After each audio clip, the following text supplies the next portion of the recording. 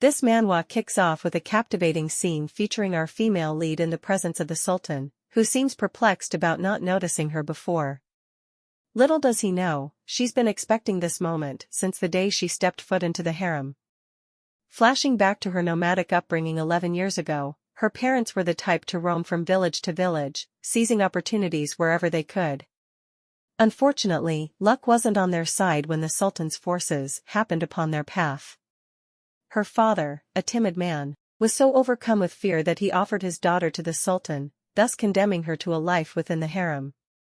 From the moment she arrived, Sayeh knew survival meant blending into the background, avoiding any undue attention. She'd often find herself alone, contemplating whether her parents regretted their decision or if they would ever return for her. But deep down, she harbored the grim truth: no one was coming to her rescue. Fast forward 11 years, and Sayeh's situation remains unchanged. She still navigates the confines of the harem with the same caution and anonymity. However, one fateful night, as she ponders her fate in solitude, the Sultan and his entourage approach her. Ordered to bow and kneel before him, she complies, greeting him meekly. His astonishment at her presence in the harem is palpable as he questions her about her nocturnal solitude. As she raises her head to respond, the Sultan is shocked by her existence, prompting hushed deliberations with his servants before abruptly leaving Sayeh to wrestle with the uncertainty of her future. 3 days later, the Sultan summoned her to his bedchamber. As she arrives at his bedchamber, he fondles her and says that he now remembers that she used to be a very young girl, and since he has no interest in little girls, he forgot she was in the harem. However, she tries to resist him, but he shoves her to the bed, slaps her, and threatens to chop off her hands if she resists him one more time. In this moment of distress, she thinks to herself, noting that if she refuses him she'll lose her life, and she's desperate to live even though she has no reason to. All she wants to do is go outside, since she hadn't seen the outside world ever since she was hauled there at the age of 7. But just as the Sultan is about to have his way, the door slams open and one of his servants informs him that the 9th prince rose in revolt, so he should hurry and flee immediately.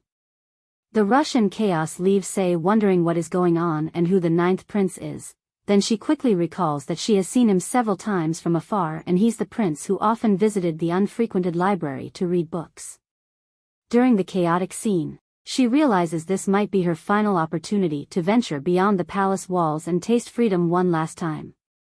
Hastily gathering her garments, she dashes the exit, silently contemplating the fate awaiting the women left behind in the harem once a new sultan ascends the throne. Will he extend mercy, allowing them to depart, or condemn them to a grisly end? Exploring the palace grounds under the cloak of night, she chanced upon a concealed passage at the rear of the harem garden, usually guarded by a vigilant patrol. Despite the risk, she entertains the possibility of slipping away unnoticed.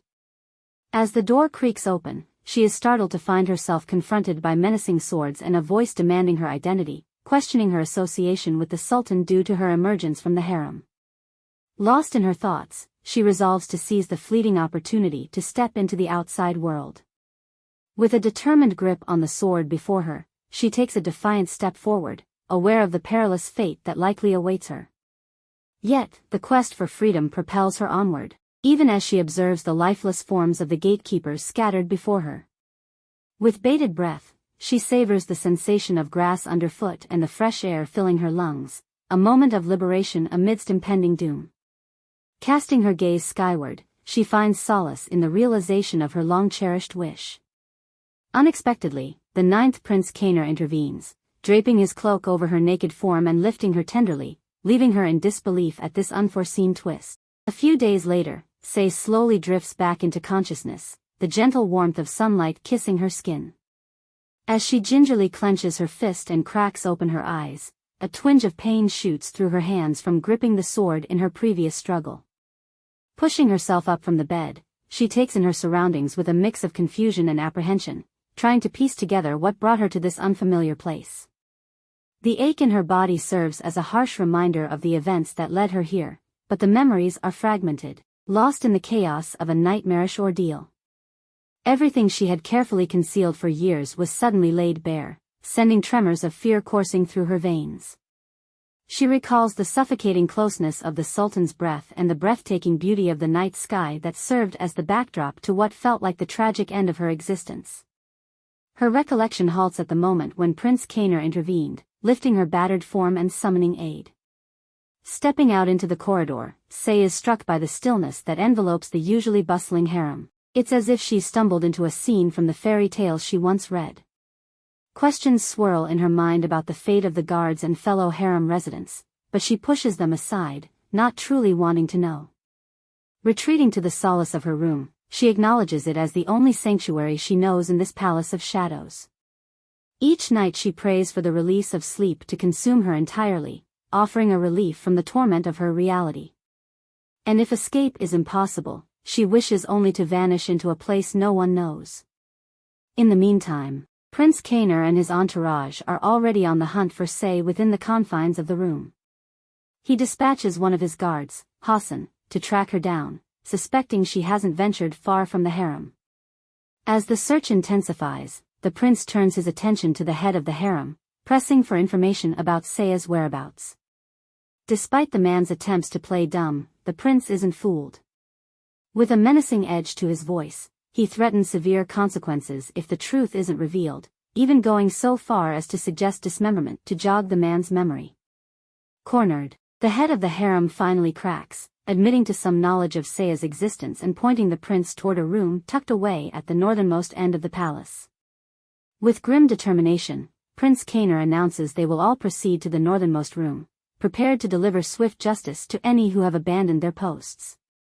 As tension intensifies, one of the maids, overcome with fear, pleads for mercy, begging the prince to show mercy just this once. As they approach the room, he motions for them to wait outside while he takes a quick peek inside. The sight that meets his eyes is far from pleasant. Dirt smudges the walls, and the room feels suffocatingly small. A pang of concern shoots through him as he wonders if this is where Sayeh has been staying. Despite not finding her immediately, he suggests checking another room. However, just as he's about to leave, a faint figure catches his eye. There she is, nestled in a corner, fast asleep. Without hesitation, he strides towards her and gently scoops her up, refusing the guard's offer to carry her and instead shushing him. Carrying her tenderly, he leads the way back to his quarters, instructing everyone to leave and shut the door behind them. As he lays her down, she stirs, her eyes fluttering open to meet him. The shock registers on her face as she recognizes it's Prince Kainer. With a gentle smile, he reveals his status as the new sultan and begins attending to her injury. Mid-treatment, she notices him kneeling beside her and questions his unusual position. His response is heartwarming. He wants to be on the same eye level as her. It's a gesture that speaks volumes about his character. Throughout the interaction, Sayeh finds herself reflecting on the rumors she's heard about Prince Kainer, and the possibility of him overthrowing the firstborn prince to become the next sultan. When she first encountered him in the library, she couldn't help but be drawn to his presence, imagining scenarios where his attention was focused solely on her. It's a fantasy she never thought would come to life. As the sultan lifts her chin, his offer catches her off guard. He suggests she'll find her answers if she allows him to make love to her. Lost in her thoughts once more, she muses on the unpredictable nature of the empire and her past experiences. With a subtle smile, she accepts, resigning herself to the fate that awaits her in his arms. Deep down, she knows that beyond this night lies uncertainty. But for now, all she can do is surrender to the desires of the sultan and await what the dawn will bring. Yet, as the sultan notices her smile and questions its origin, she simply responds with a cryptic statement about fulfilling his desires. As she lounges on the bed, awaiting his advances, the sultan gently strokes her face, wondering what's going on in that petite head of hers. With a tender embrace, he suggests she take it easy for the day, recognizing that the past few days have been strenuous for both of them. Nestled together on the bed, he holds her close, seeking a moment of rest. However, Sayeh's mind races, questioning why he isn't initiating intimacy. In another scene, they find themselves in a relaxed state, the sultan observing Sayeh as she nibbles on a piece of fruit. Concerned by her lack of appetite over the past 3 days, he playfully suggests feeding her himself. Noting her little intake, he gently probes, inquiring if she plans to sustain herself on just that. Curious about her recent anxiety, he wonders if she fears him, half-jokingly asking if she believes he's going to devour her, to which she briefly responds with a no. Acknowledging the difficulty in extracting answers from her, the Sultan suggests a diversion, a story. He prompts Sayeh to recount a tale from the latest book she's read. As she begins to spin the yarn, he marvels at the transformation before him. Earlier tense and withdrawn, she now becomes animated and expressive, wholly immersed in her storytelling. Though he finds her previous demeanor unsettling, he's captivated by her newfound engagement. Midway through her tale, Sayeh takes a bite of her fruit, prompting the Sultan to seize her hand, causing it to slip from her grasp. Startled, she calls out, "Your Majesty," but he gently corrects her, revealing his name to be Kainer. Undeterred, he draws her nearer, indulging in the sensation of licking and sucking on her fingers. Though initially tempted to withdraw, Sayeh finds herself entrapped by his gentle touch and intense gaze. As he leans in to wipe away the honey from her lips, the anticipation builds, hinting at an impending kiss. As he leans in to kiss and tenderly caress her, she notices the temperature rising, her lips and fingertips tingling with a heat that seems foreign, as if they've detached from her body. Enveloped in his tight embrace, it feels like his arms are shielding her from the world, whisking her through a decade in the blink of an eye. Memories flood back of her near invisibility in the empire, a mere nobody among the glamorous nobles, relegated to the status of a worthless pebble on the palace floor, forbidden even the warmth of the sun. Yet, after their shared moment, Sayeh summons the courage to express her desire to depart the harem at daybreak, mirroring the actions of other women. To her surprise, the Sultan readily agrees, prompting a whirlwind of introspection. The ease of her newfound freedom contrasts sharply with the years of torment endured, and it seems rather questionable. Amid her turmoil, she can't shake the unsettling feeling rising within her, nor ignore the ache in her chest stirred by the Sultan's calm behavior. Then, unexpectedly, he broaches a chilling topic, speaking of assassinations with a casualness that sends shivers down her spine.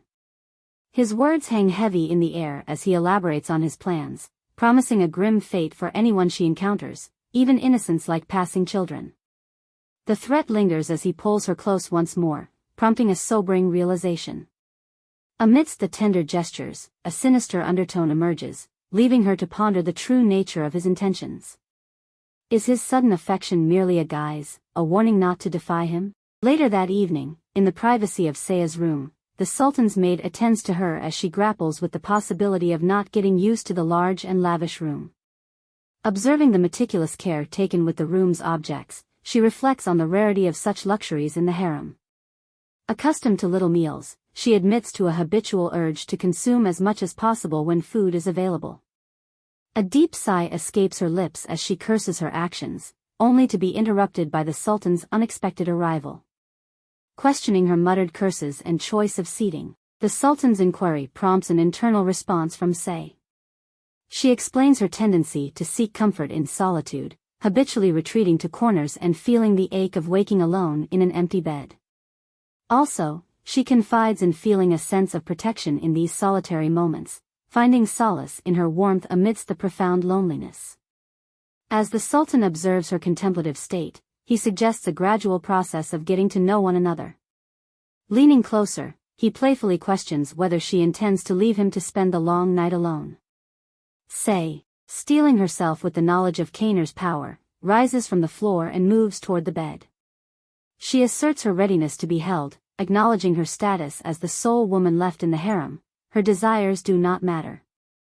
Disrobing and lying on the bed with closed eyes, she invites the Sultan's advances. However, Kainer's response is not what she anticipates as he questions the origin of her actions, noting her passive demeanor and likening it to punishment. He expresses his restraint and acknowledges the challenge of holding back until she came forth. Moving closer, he cautions against reopening her wound as he begins to explore her body. At that very moment, the Sultan's mind wanders, his gaze lingering on her delicate skin, comparing it to the softness of a newborn's, untouched by the sun's rays. He acknowledges encountering countless women, yet none with skin so flawlessly fair. With a sense of possession, he remarks that her body is the epitome of perfection, a canvas upon which he can leave his mark, signifying her belonging to him. In the distant chambers of the Sultan's palace, a servant, bearing the regal decree, arrives at Sayeh's door with news that she's been commanded to take rest for the time being. The servant, courteous yet dutiful, inquires whether Sayeh desires a bath prepared. Intrigued by the unexpected summons, Sayeh, inquisitive as ever, queries the identity of her attendant. The servant, named Enin, introduces herself as the newly appointed aide, tasked with serving Sayeh henceforth. Despite her protests of unworthiness, citing her disbelief in needing assistance, Sayeh's claims are swiftly countered by the servant's matter-of-fact assertion of her status as the Sultan's concubine, who had shared the night with him. Dumbfounded by this revelation, Sayeh drifts back into her musings, pondering the imminent influx of women into the Sultan's harem, just as it had been before. Suddenly, the Sultan himself enters the chamber with a gentle stride, having heard of Sayeh's wakefulness. With a gesture of humility, he kneels before her, inquiring about her well-being, oblivious to the unease of his attending servants, who respectfully echo, "Your Majesty." Unperturbed, the Sultan continues to offer solace to Sayeh, soothing her aching body with tender care. Observing the icy glares of the servants, Sayeh recoils, overcome with a sense of fear, and kneels before the Sultan, beseeching him to end her life. Taken aback by her despair, the Sultan gently admonishes her, expressing that it is her self-diminishment that compels him to kneel before her, but she insists on her status as a mere concubine, not belonging to Sultan Kainer, but rather to his predecessor. However, the Sultan calmly drops the bombshell revelation that his predecessor never shared his bed with her, further angering the attending servants. Turns out, Kainer, the 9th prince, wasn't exactly gunning for the throne. His lack of ambition was well known, and many were convinced that the first prince, the top contender, would be crowned as the Sultan.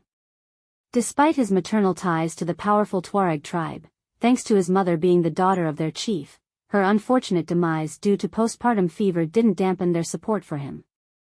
Raised by the Tuareg after being deemed unlucky at birth, Kainer returned to the palace at 15, striking awe in everyone with his impressive presence, inheriting more of the former emperor's blood than any other. With a mastery of both academics and martial arts, Kainer seemed to possess all the qualities of a ruler, yet he showed little interest in pursuing the throne. However, just when doubts were mounting about his intentions, a shocking incident occurred. It turned out that Kainer had a sister, the 4th Princess Arentia, born of the same mother. On his 20th birthday, she lured him into a private meeting under the guise of support, only to betray him with a concealed dagger, leaving him gravely wounded and vulnerable to further attacks by assassins. In a display of resilience and skill, Kainer managed to fend off his assailants and evade capture, disappearing for 3 days before resurfacing to his aides. Fast forward 5 years, and Kainer, the 9th prince, has ruthlessly secured control over the throne by eliminating all his brothers, erasing potential heirs and rival bloodlines from the imperial family. His chosen consort? A harem girl, hidden from public knowledge. In the wake of this brief revelation regarding the newly crowned sultan, he reaffirms his statement, seeking assurance that the former sultan hadn't been involved romantically with Sayeh. Upon her confirmation, he declares her to be his only queen.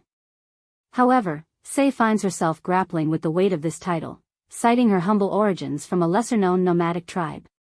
She reveals that her parents, out of fear, had offered her to the former emperor. The sultan dismisses her reason for leaving, emphasizing that she was the reason for his rise to power. In a persuasive tone, he asserts that she is the essence of the sultanate, likening her to the sultan's own cherished flower. Bringing their conversation to a close, he advises her to rest and grants her freedom within the palace confines, though with the restriction of not venturing beyond its walls. He even permits her access to the palace library, on the condition that she is accompanied by her attendant, Enin. In the subsequent scene, Enin lavishes Sayeh with opulent attire, despite her reservations.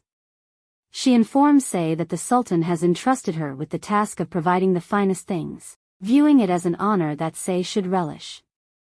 Once their task is complete, Enin inquires about Sayeh's opinion on her new appearance and reveals that measurements have been taken for tailored garments, to be delivered promptly. As Sayeh admires herself in the mirror, Enin reminisces about the Sultan's admission that Sayeh is the woman he desires. She silently acknowledges the Sultan's hidden affection for Sayeh with a subtle smile, expressing her own fondness for Sayeh. Enon then suggests a leisurely stroll, hinting at her genuine liking for her. As they step out for the stroll, Sayeh finds herself marveling at the freedom of wandering the palace grounds under the bright sun. It's like a scene straight out of a dream. Along the way, her eyes catch sight of an elegant, all-white structure, and she can't help but inquire of Enon about its identity. Enon promptly informs her that it's the Valide Sultan's palace, Al-Qamar, and extends an invitation to explore it further. Sayeh hesitates momentarily, her mind racing with newfound knowledge about the Valide Sultan's role as the Sultan's mother, ultimately deciding to admire it from afar, despite her curiosity nudging her to venture inside. Their journey through the palace unfolds, revealing different corners and hallways, until they reach a point where their progress is impeded by guards stationed at the entrance of a grand building. Enon's frustration boils over as she confronts the guards, demanding to know why they're obstructing their path.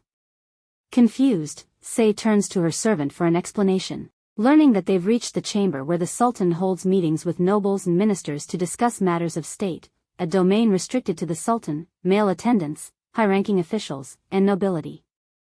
After the encounter with the guards, Sayeh suggests they turn back, prompting Enon to inquire about arranging lunch. However, Sayeh declines, unfazed by the potential consequences if the Sultan were to discover her refusal for lunch.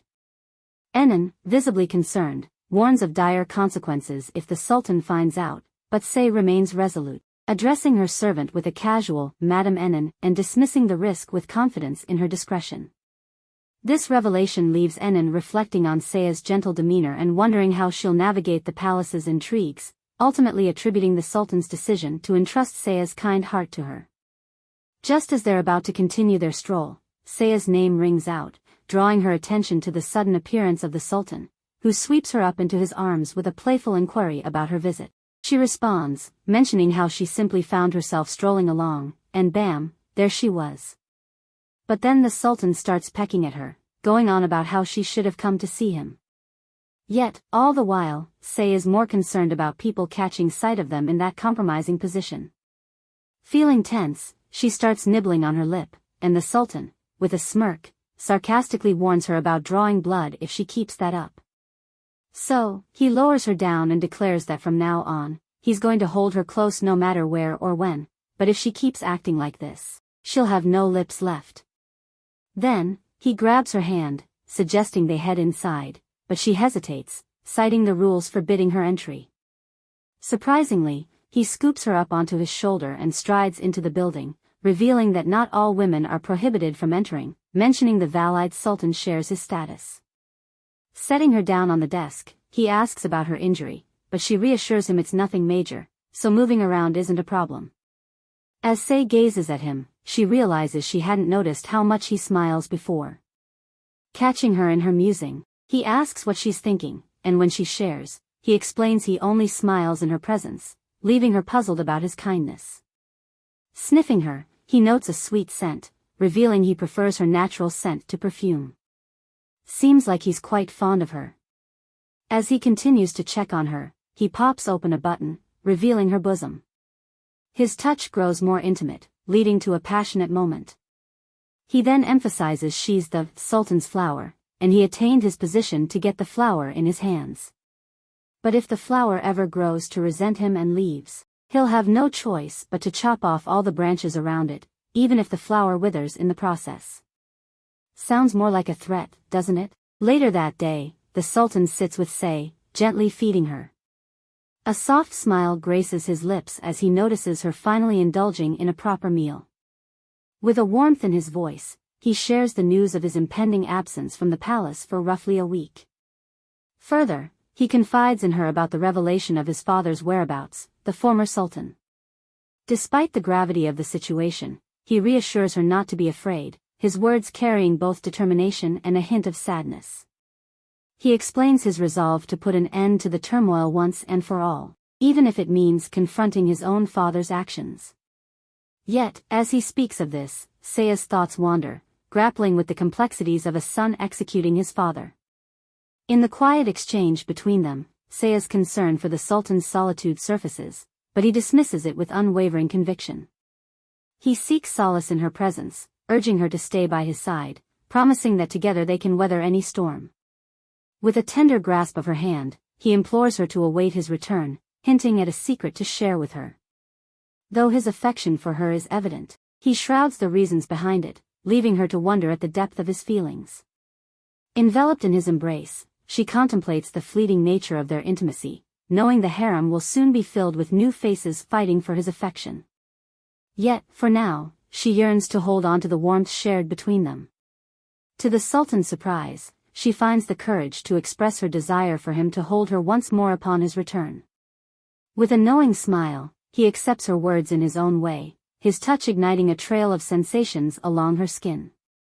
Lost in the moment, the Sultan muses on Sayeh's ethereal presence, likening her to a fragment of the moon. He wonders if she is indeed the moon fairy or perhaps a fragment broke off from the moon and transformed into a human. The following morning, Enon strolls into the room with a curious look, wondering aloud if Sayeh is up yet. With a gentle tone, she relays the news of the Sultan's departure, leaving Sayeh under her care. Catching a glimpse of Sayeh's expression, Enon's curiosity piques, but she quickly brushes it aside, suggesting breakfast as a way to kick off the day. Sayeh politely declines, opting to wait a bit before eating, but her attention is drawn to the bustling noise outside. Before Enon can explain, a lively group of women bursts into the room, exchanging greetings with Sayeh while murmuring about her background. Anticipating that the harem would eventually fill up again, Sayeh is taken aback by the sudden influx of newcomers. Enon attempts to defend her from the scrutinizing gazes, warning the women of potential repercussions from the Sultan for their behavior. However, the women dismiss Enon's concerns, deeming her strict and cold, insisting that they are merely joking and eager to welcome Sayeh into their fold. Amidst the chaos, a particular woman emerges from the crowd, chastising the others for their rudeness and acknowledging Sayeh's discomfort. Offering a heartfelt apology on behalf of the group, she introduces herself as Sijin. Confusion dances across Sayeh's face as she reluctantly introduces herself in return. Sijin reveals that nearly 20 women, herself included, have recently joined the harem.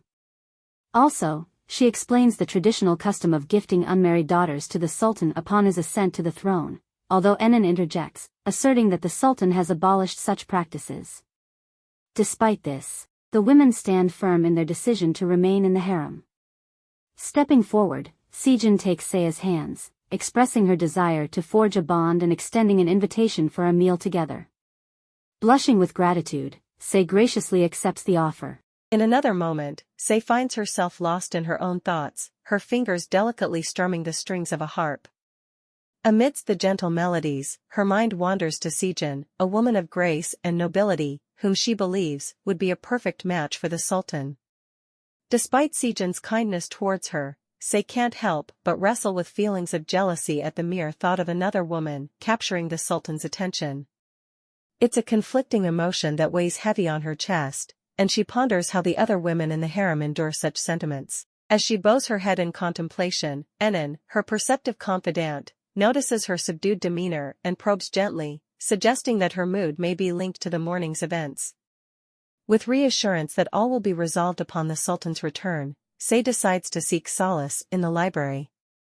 As she steps into the familiar space, memories flood back, reminding her that this was where she first encountered the Sultan, Kainer. Unexpectedly, Enon mentions rumors of a secret place within the library, a secret whispered by none other than the Sultan himself. Sayeh is caught off guard by this revelation, wondering why her loyal servant would bring up the secret place without prompt. And as Enon cautiously hints at the secret existence, she divulges a snippet of information. 5 years prior, when Kainer was still a prince, he had sought refuge within this hidden sanctuary after sustaining grave injuries. It's a revelation that shocks Sayeh to her core, realizing that the person she had once aided in secret was none other than Kainer himself. 5 years ago, tucked away from the bustling corridors of the palace, there existed a small, secluded library, a sanctuary known only to Sayeh. Even the caretaker rarely ventured into its depths. Deep within the lowest section of the most secluded bookshelf lay a hidden place, a sanctuary known only to her. It became her refuge, especially when caught in the act of pilfering food and facing the harsh consequences. One fateful day, as she sought solace within her secret hideaway, her sanctuary was intruded upon by a man, his form cloaked in the stains of blood. Startled, Sayeh attempted to retreat deeper into her refuge, but the man, alerted by her presence, beckoned her forth.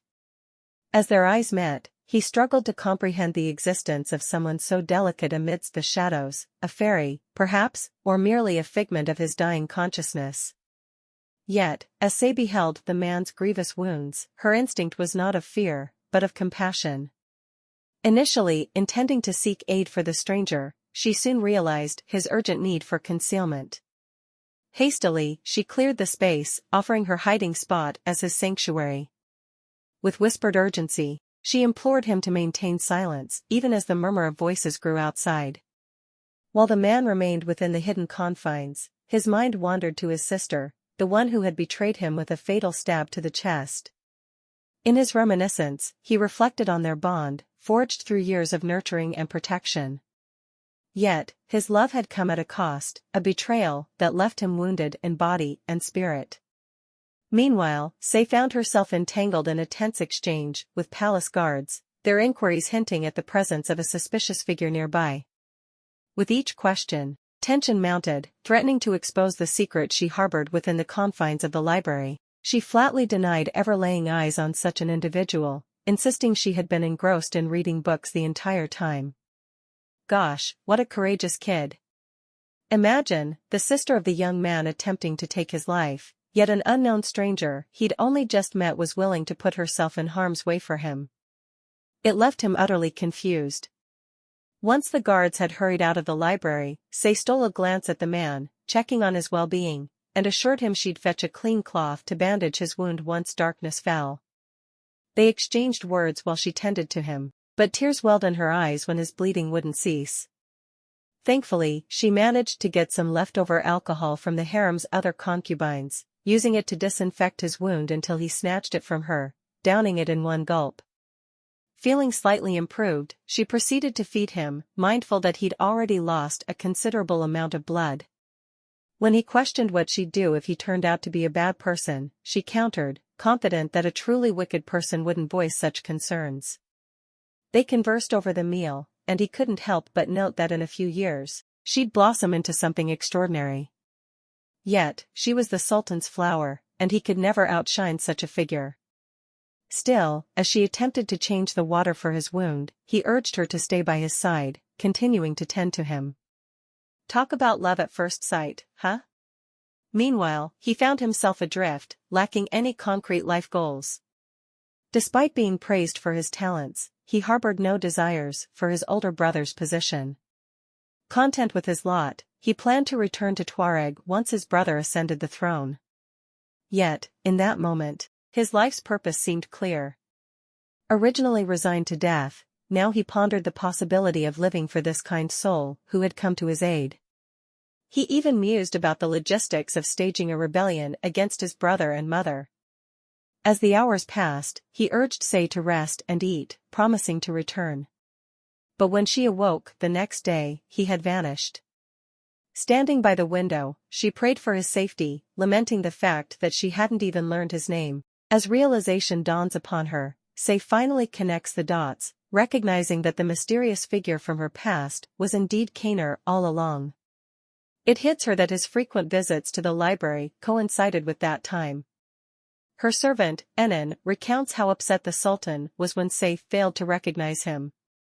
However, Sayeh defends herself, explaining that the memory wasn't forgettable, it was just shrouded in the chaos of the moment. Kainer, covered in blood and in pain, didn't fit the image of the ninth prince she had in her mind. Tears well in her eyes as she confides in Enin, worrying about Kainer's safety and haunted by the threats from the soldiers who had chased him. She had feared she might never see him again, but held on to the hope that he was living a good life. Questioning why the Sultan hadn't disclosed these truths earlier, Enin suggests that perhaps the Sultan hoped Sayeh would remember on her own, cherishing the moment he fell in love at first sight. Enin delves into the Sultan's troubled past, revealing the betrayal by his own sister, who sided with her fiancé and harmed him. It was a moment when the Sultan realized that even his blood kin didn't love him. Furthermore, Enin explains the brutal path the Sultan took to claim the throne, not out of cruelty, but out of necessity, for survival. Sayeh's sobs intensify, and Enin embraces her, urging her to cease crying, as the Sultan would be distressed to see her in such a state.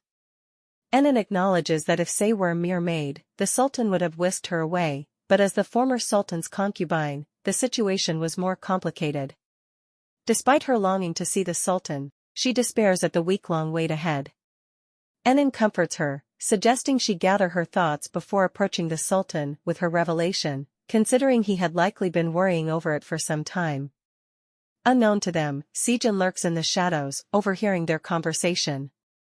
Seizing the moment, she expresses gratitude to Sayeh for accepting her invitation for a meal and hopes for frequent visits, filled with delicious food and lively conversation, noting the Sultan's sadness at Sayeh's self-imposed solitude.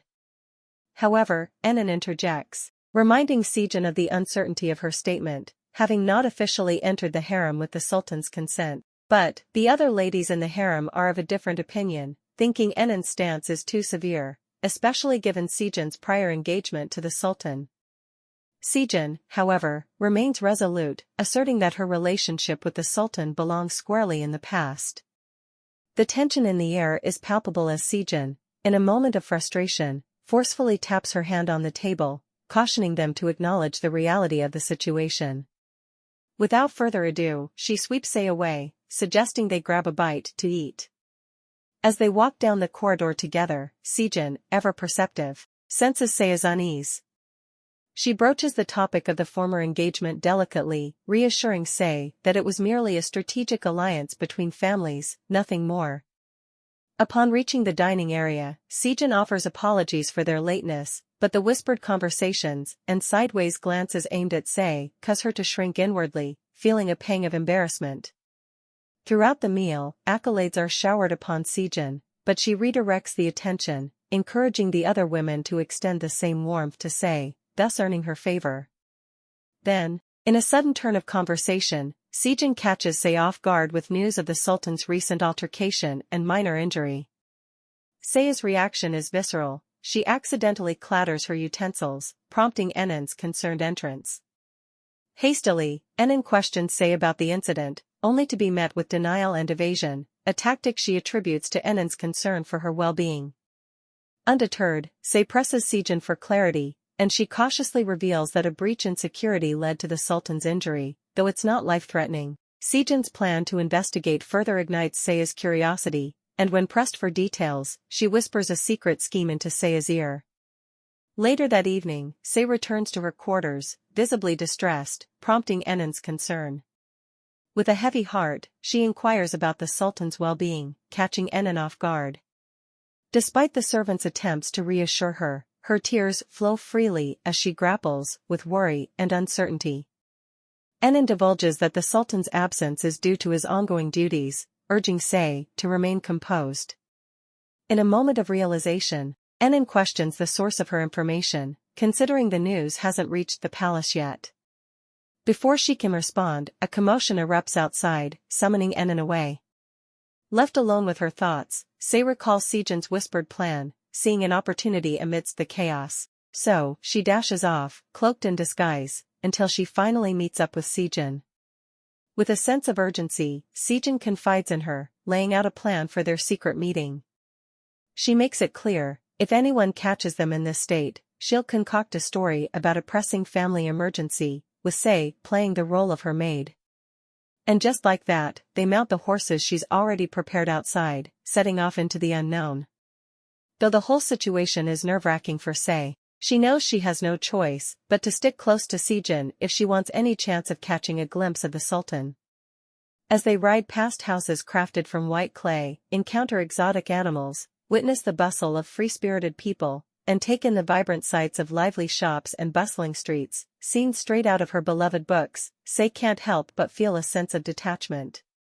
Her thoughts are consumed by the Sultan, his image looming large in her mind. She silently reflects on the desire to express her feelings to him, to let him know that she now understands why he assumed the mantle of Sultan, that he had become her salvation just as she had once saved him from a world that had abandoned them both.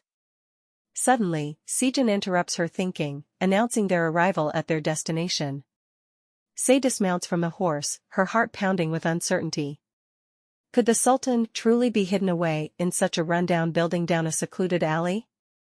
Before she can voice her doubts, Sejin shoves her inside. It's then that Sayeh realizes something is terribly wrong. Sejin's demeanor shifts abruptly, her voice rising in a flow of accusations and blame. She berates Sayeh for the humiliation of her failed engagement to the Sultan, hurling insults and stomping on her dignity. In a fit of rage, she reveals her bitterness, attributing the Sultan's change in behavior to Sayeh's influence. She accuses her of contending for both the Sultan and his father's affections, branding her as a woman of loose morals hiding behind a face of innocence.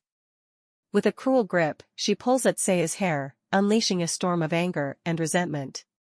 Subsequently, with a scornful flick of her hand, she sends Sayeh tumbling to the floor, scoffing at the idea of dirtying her own hands. Then she remarks that Sayeh ought to be compensating for the time she supposedly squandered not serving the Sultan's father. Sayeh, caught off guard, begins to question the meaning behind her words, but before she can utter a single word, the former Sultan strides out with his entourage showering Sejin with accolades for her supposed job well done. He pledges to appoint her as the Sultana once he regains his throne, unaware of Sejin's ulterior motives brewing beneath her facade of loyalty. Turning his gaze to Sayeh, he advances menacingly, insinuating that Kainer had held her in his embrace all night, taunting the idea of his lust for his father's woman while the father still draws breath. Seizing Sayeh roughly, he threatens to use her as bait to draw the Sultan out, relishing the thought of tearing her limb from limb before his very eyes, even vowing to display her lifeless form upon the castle walls. In tears, Sayeh dares to challenge him, questioning how Kainer, his own son, could dissent from such a wicked person. Enraged, he tightens his grip on her neck, asserting that the Sultan is a vile creature who betrayed his father and slew his own kin in cold blood. Yet, as he continues to threaten Sayeh, Kainer bursts into the room, his bow taut and aimed squarely at his father, an arrow piercing the air towards him. Surprised, the old Sultan demands to know how he was discovered, but Kainer's only response is a declaration of Sayeh as his cherished treasure, ordering his father to release her at once. As his father retreats, he inwardly remarks that the look in Kainer's eyes isn't the gaze of a son looking at his father, rather it's the gaze of a male looking at a predator who is coveting his female. Just then, Sejin calls out the Sultan's name, embracing him and pretentiously crying and saying that she has been waiting for him to come and also that his father tried to violate her and she'd probably be the next after he's done with Sayeh. But to her surprise, the Sultan pushes her away from his body saying that's so unfortunate with an icy look on his face. With her heart pounding, she determines that she can't let the Sultan go to Sayeh at this rate, and just when the Sultan steps toward his love, Sejin holds him kneeling and begging for him to hear her out, but he slides her hand away from his body and threatens to behead her and send it to her father, and if her father is angered, her whole family will be executed. Then he advises her to pray her family will be safe. Serves her right. As the Sultan strides towards Sayeh, his father swiftly snatches her away, cautioning him not to advance any further, lest he risks her life. In response, the Sultan issues a stern warning against further harm to her, acknowledging the damage already inflicted, before instructing her to close her eyes. With swift precision, he draws his sword, its edge skimming and scoring against his father's neck, a poignant commentary on a once formidable warrior now disarmed. The intensity of the situation overwhelms Sayeh, causing her to lose consciousness the moment the Sultan's father releases his grasp. Without hesitation, Sultan Kainer gathers her into his arms, reassuring his father's guards that the one who dares to end their master's reign will be spared, before departing from the scene. While back at the palace, as he attends to Sayeh, he inwardly says that he should have never let go of her or lost track of her in the marketplace. He keeps on throwing words of self-blame until she opens her eyes and inquires if he's badly hurt and expresses that she was so worried when she heard he had been injured. She starts explaining that he was all she could think of and she couldn't stand the thought of him being hurt and there were so many things she wanted to tell him too, all while in tears. However, the Sultan is amazed because she wanted to leave the harem so badly, yet once she stepped outside, she went to find him instead of escaping. If this isn't pure love. Even though she was outside, her eyes didn't see anything and her head was filled only with him, so she forgot she was even outside. Then, he hugs her as she reveals she has something to tell him. She starts explaining that she now remembers that he is the person she met 5 years ago. He on the other hand mentions that when he was abandoned by his sister and father that day, she saved his life and he's just a man who fell in love with a 13-year-old child. Furthermore, he mentions that he came by the library every day to see that child because he didn't want to miss a second of her growing up so beautifully. Following this, Sayeh holds and kisses him, saying that he means the same to her just as she means to him. Technically, he's her savior too. So, his arms wrap around her naturally, enveloping her in warmth, and now she can't even imagine a world without him. As he hugs her, he mentions that she will be his only queen, but she disagrees because sultans are supposed to have lots of children. Still, he insists she's going to bear him lots of children. Then he kisses her as he refers to her as his sultana. Soon after, she gently reminds the sultan of the promise he made to hold her close once he returns, and insists that he keep his word. However, he counters, his voice tinged with desire, expressing the difficulty of halting once they give in to the moment. Yet, drawn by an irresistible attraction, they delve into the exploration of each other's bodies. The following day, amidst the quiet hum of palace life, 2 familiar voices, likely belonging to the palace servants, drift through the corridors. They observe the disorder of a palace, exchanging hushed murmurs about the chaos. Their gossip takes a darker turn as they mention the fate of previous daughters who dared to enter the palace, only to be swiftly turned away. They note that only one woman remains in the harem, but their speculation suggests it won't last long before it's bustling with new faces, as it always has been. Just as they prepare to resume their secret activities in the library, a sudden thud interrupts them, followed by the unexpected presence of another. Startled, they hastily retreat from the library. Within its walls, the Sultan and Sayeh linger, having overheard the servants' conversation. A moment of quiet reflection passes before the Sultan breaks the silence, inquiring if their words trouble her. But Sayeh's response is not one of concern for herself. Instead, she poses a question filled with vulnerability, asking if he will one day depart from her side. Impossible, he reassures her, beckoning her closer. With a gentle tug, he invites her to share the adventure she had been reading, and so, she begins her tale-telling. As she speaks, she reflects on the peaceful afternoon that has unexpectedly unfolded before her, a moment she never dared to imagine. Now, the dreams of adventure that once felt lonely are shared with him, filling her heart with a newfound sense of companionship. In the end, it becomes clear that the love of the Sultan has brought Sayeh a salvation she could have never envisioned. If you had a blast with this story, drop us a line in the comments. And hey, don't forget to hit that like button, share, and subscribe for more awesome content like this. See you in the next one.